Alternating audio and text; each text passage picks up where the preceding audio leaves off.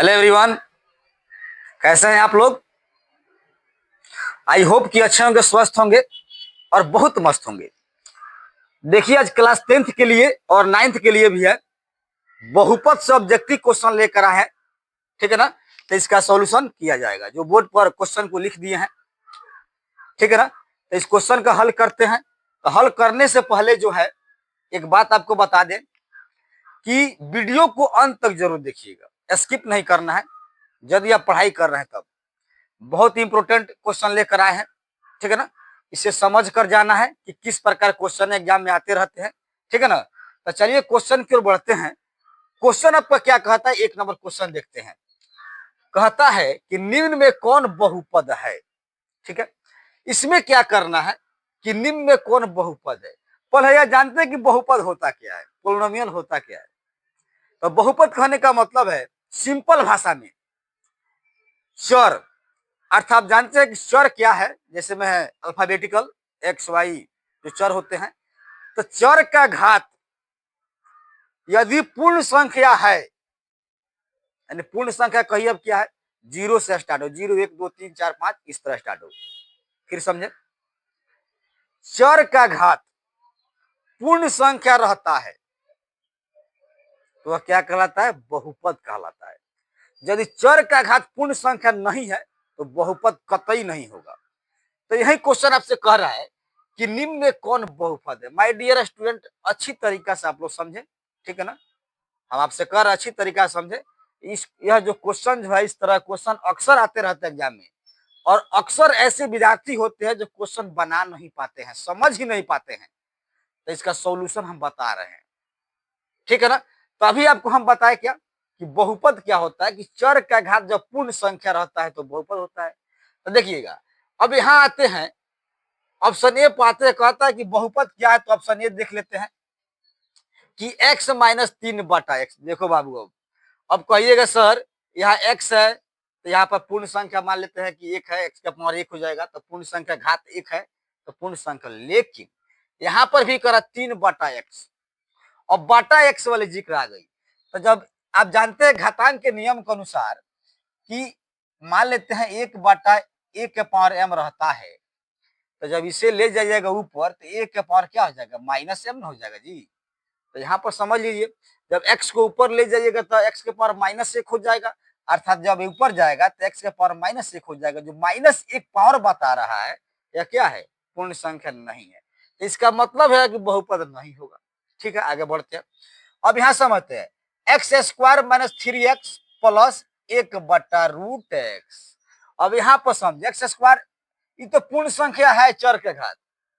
लेकिन यहाँ पर जब जिक्र कर देते हैं √x का, तो √x का मतलब क्या है कि 1/x के पावर 1/2। जब इस सर ऊपर ले जाइएगा तो क्या हो जाएगा, x के पावर जो होगा -1/2 होगा। तो यह कारण जो है यह बहुपद नहीं होगा।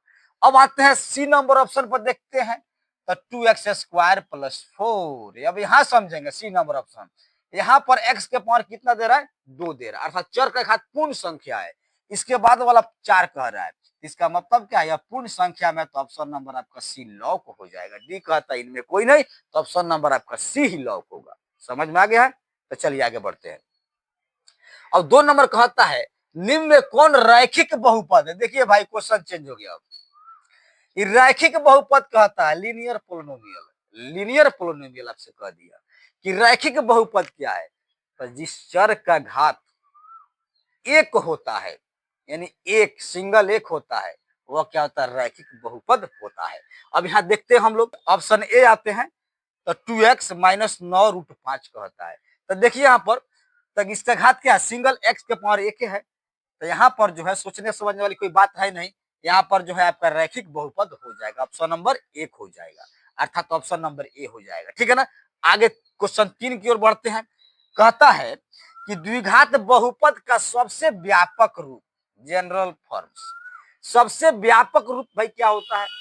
तो ऑप्शन सेट किया हुआ है, देखिए ax + b, ई क्या होता है, ई रैखिक बहुपद का, यह समझेंगे। ई रैखिक बहुपद का जो होता है, यहाँ माय डियर स्टूडेंट समझेंगे, रैखिक बहुपद यह जो होता है, रैखिक बहुपद का जो द्विघात, रैखिक बहुपद का जो है या व्यापक रूप होता है। क्या है देखिएगा यहाँ पर, एक्स के जो है चर चर एक्स का पावर कितना है, 1 है, तो ये रैखिक बहुपद हो गया। आपसे कहता है द्विघात बहुपद, जिसका घात 2 हो, द्विघात बहुपद होता है भाई। तो यहाँ पर a x square plus b x plus c, देखो यहाँ पर स्क्वायर में है, यह द्विघात है, तो हम कह सकते हैं कि द्विघात बहुपद का सबसे व्यापक रूप क्या होता है, a x square plus b x plus c. लेकिन ऑप्शन सी आते हैं तो a x cube plus b x square plus c x plus d, या त्रिघात हो गया, ठीक है ना।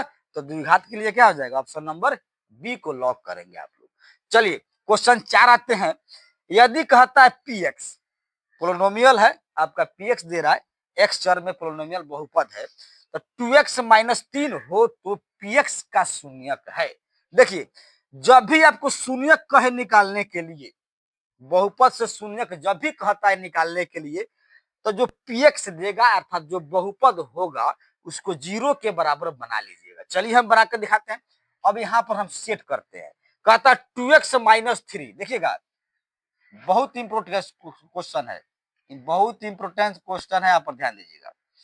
2x माइनस 3 बराबर हमने 0 लिखा, तो इसमें x का वैल्यू निकाल लीजिएगा, ठीक है ना। तो यहाँ पर 2x बराबर माइनस है तो इधर कीजिएगा तो प्लस, तो x बराबर 3 गुना है तो भाग 2, अर्थात x का जो रिजल्ट आने वाला है 3/2 आ गया। अर्थात कह सकते हैं पी एक्स का शून्यक जो होगा 3/2 होगा। तो ऑप्शन देख लीजिए अपना, ऑप्शन ए कहता है 0, बी कहता है 2/3, सी कहता है 3/2, 3/2 लाए है ना, तो सी को लॉक कर दीजिएगा। चलिए ऑप्शन आपका सी लॉक हो गया। अब 5 नंबर पाते हैं, 3x स्क्वायर माइनस 12 के शून्यक है। देखिए पहले क्या था, एक रैखिक बहुपद का कह रहा है शून्यक, अब यहाँ पर द्विघात दे रहा है, यहाँ 2 है, तो ये जो है 3x स्क्वायर माइनस 12, अब एक्स स्क्वायर वाला जो है शून्यक कैसे निकलेगा, तो अब ध्यान देगा माय डियर स्टूडेंट, अभी बताए हैं कि जितना क्वेश्चन कहेगा शून्यक निकालने के लिए बहुपद को 0 के बराबर बना लीजिएगा। तो 3x स्क्वायर माइनस 12, अब यहाँ समझिए हम कर क्या देते हैं, 3x स्क्वायर माइनस 12 बराबर 0 शून्यक निकालने का तरीका है, ठीक है। अब करते क्या है, 3x स्क्वायर को छाट लीजिएगा, माइनस है इधर जाएगा तो प्लस 12 हो जाएगा, 3 जो है गुना में है, इधर कटेगा भाग हो जाएगा, तो 3 चौका 12 4 आ जाएगा, तो एक्स स्क्वायर बराबर 4 हो गया। और जब स्क्वायर हटता है तो यहाँ पर क्या होगा, रूट बन जाएगा। अर्थात कह सकते हैं कि x बराबर कोई भी वर्गमूल यदि रूट में जाती है तो यहाँ पर प्लस जो है, प्लस 4 का वर्गमूल कितना 2 होता है, तो 2 और माइनस 2, अर्थात x का जो रिजल्ट होगा, फिर समझेंगे यहाँ पर x बराबर √4 कह रहा है, तो √4 का वर्ग प्लस और माइनस दोनों में होगा, ठीक है ना। तो प्लस में 2 और माइनस में 2, क्यों, क्योंकि द्विघात समीकरण का जो है यहाँ पर द्विघात बहुपद है, तो द्विघात बहुपद का जो है शून्यकों की संख्या 2 होती है, ठीक है ना। तो यहाँ पर एक्स स्क्वायर है, इसका मतलब शून्य की संख्या 2 हो जाएगी, अर्थात √4 का वर्गमूल करके जाइएगा, तोड़ के जाइएगा तो +2 और -2 दोनों में आ जाएगा। अर्थात ऑप्शन नंबर देख लीजिए, +2 -2 ऑप्शन नंबर कहाँ है, बी है, तो बी को लॉक कर दीजिएगा। तो उम्मीद करता हूँ यह क्वेश्चन जो है 5 ऑब्जेक्टिव क्वेश्चन बहुपद से लेकर आए थे, आपको समझ में आ गया होगा। तो क्या करना है, वीडियो को लाइक करना, शेयर भी करना है, कमेंट भी करना है, और यदि मेरे चैनल पर नए होंगे तो क्या करना है, भरसक जो है चैनल को सब्सक्राइब जरूर कर देना है। तो मिलते हैं फिर एक और बेहतर क्वेश्चन के साथ अगले दिन आप लोगों के साथ।